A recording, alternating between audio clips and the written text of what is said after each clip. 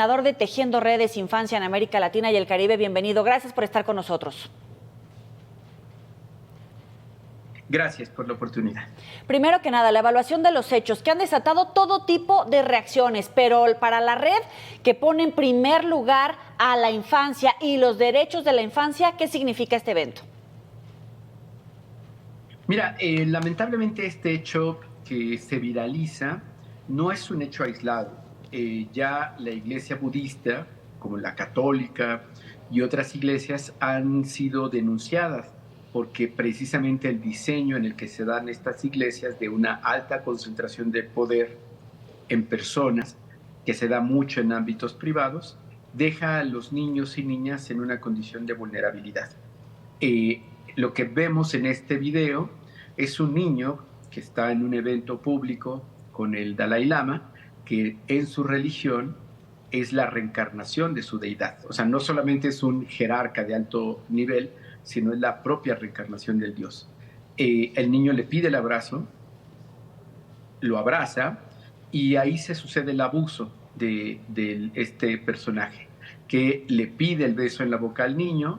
Observamos muy evidente en el video la incomodidad del pequeño, se resiste, después le pide que le chupe la lengua y el pequeño se echa para atrás y lo jala esta persona, el Dalai Lama, y el niño coloca su frente para impedir tocar la lengua de este señor, ¿no? Claramente es una agresión, es un abuso contra este pequeño que está vulnerable y es, por supuesto, preocupante que las personas adultas ahí presentes pues se ríen y, digamos, como minimiza el hecho, ¿no? Entonces, precisamente lo que hemos estado insistiendo es que además de que esto es un hecho que no se puede justificar de ninguna manera, lo que preocupa es esta normalización, porque es lo que justifica que muchos otros jerarcas de distintas iglesias, eh, pues no solamente sean impunes frente a estos hechos, sino que se mantengan estas denuncias. Recordemos a Marcial Maciel, de los Legionarios de Cristo, que murió impune, con bendición papal de por medio. Aquí en México, protegido por el gobierno federal y las autoridades estatales, Nazar Joaquín, de la Iglesia Luz del Mundo, está en proceso en los Estados Unidos, pero la lista es enorme de los jerarcas religiosos vinculados a abusos. Y esto es lo que vimos, porque además viene un tema muy lamentable, y es toda esta justificación del mundo adulto para un hecho tan contundente y evidente, cambiarle o pretender cambiarle el sentido. Y han jugado con tres cosas. La primera que se dio fue como una broma, ¿no? Y que es lo que ese público se ríe. Después, algunos más hablan de una tradición, incluso como una muestra de respeto. Y se ha tratado de justificar esto con imágenes del siglo antepasado. Y hay otros más que para justificarlo hablan de demencia senil. Pero las tres, al final lo que están haciendo es eximir al adulto de la responsabilidad frente a un hecho claramente de violencia contra un pequeño. Y muy preocupante que en esta historia el niño y su vivencia desagradable, lo que va a significar en su propia trayectoria de vida quedar marcado globalmente por este hecho, no está siendo tema de conversación. ¿Puede Y muy, muy lejos estamos de la justicia. Podemos asegurar que no habrá ninguna investigación, ningún tipo de actuación institucional, y lo que ya vemos y estamos observando con mucha preocupación es el silencio absoluto de organismos internacionales que no se han pronunciado frente a este hecho de violencia contra un niño. Es muy, muy evidente. Claro, pero me llama la atención. Entonces, ¿puede calificarse como agresión, como abuso? Porque hay quienes dicen que se está exagerando, otros que es parte de la tradición budista, otros que es una broma, como ya lo decías, o que es un caso de demencia senil. Sí, mira, los abusos se dan en una condición de poder desigual. Y aquí tenemos a un hombre de 87 años frente a un niño de 9 años. Al jerarca máximo de una iglesia y una religión, y a un niño que no tiene la posibilidad de resistirse frente a la fuerza de esta persona que, como lo vemos, lo retiene y lo atrae hacia él para forzarle a los besos. Eh, Hemos insistido que estas intenciones de justificar lo injustificable no tienen sustento. Empecemos por la tradición. Si la tradición es mostrar respeto pidiendo o enseñando la lengua o pidiendo que le chupen la lengua, seguramente existirán otros jefes de Estado con los que se ha reunido el Dalai Lama, el propio Papa con el que se ha reunido el Dalai Lama, que también le habrá pedido, le habrá enseñado la lengua y le habrá pedido que se la chupe. Eso no existe.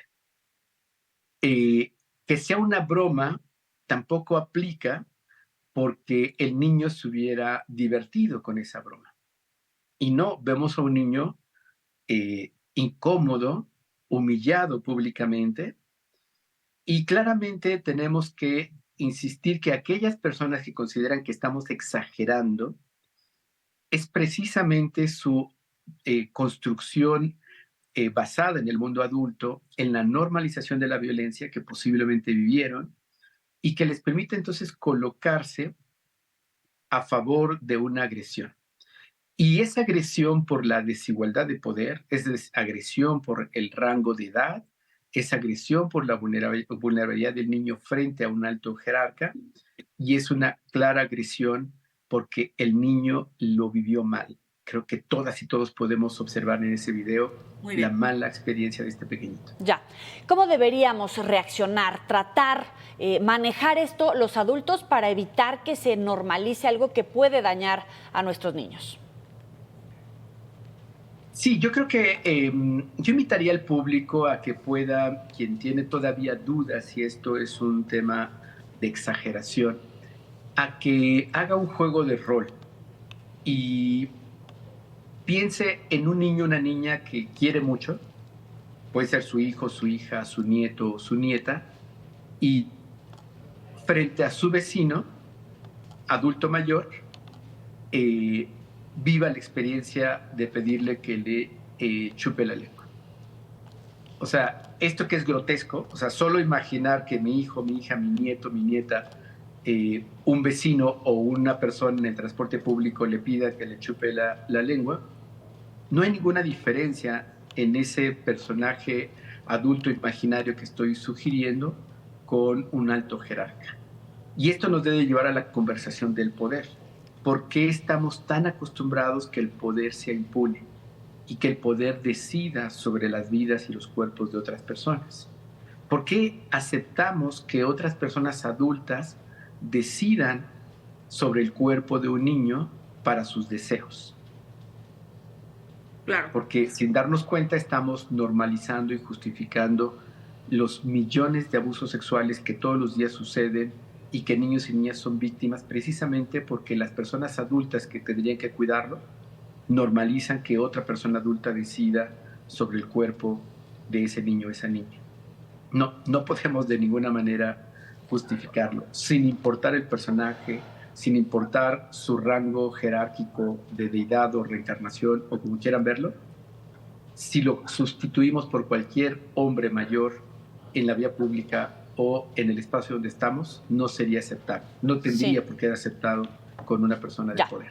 Juan Martín, muchísimas gracias por estos minutos. Muy buena noche. Gracias. Que tengan muy buena noche. Muchísimas gracias y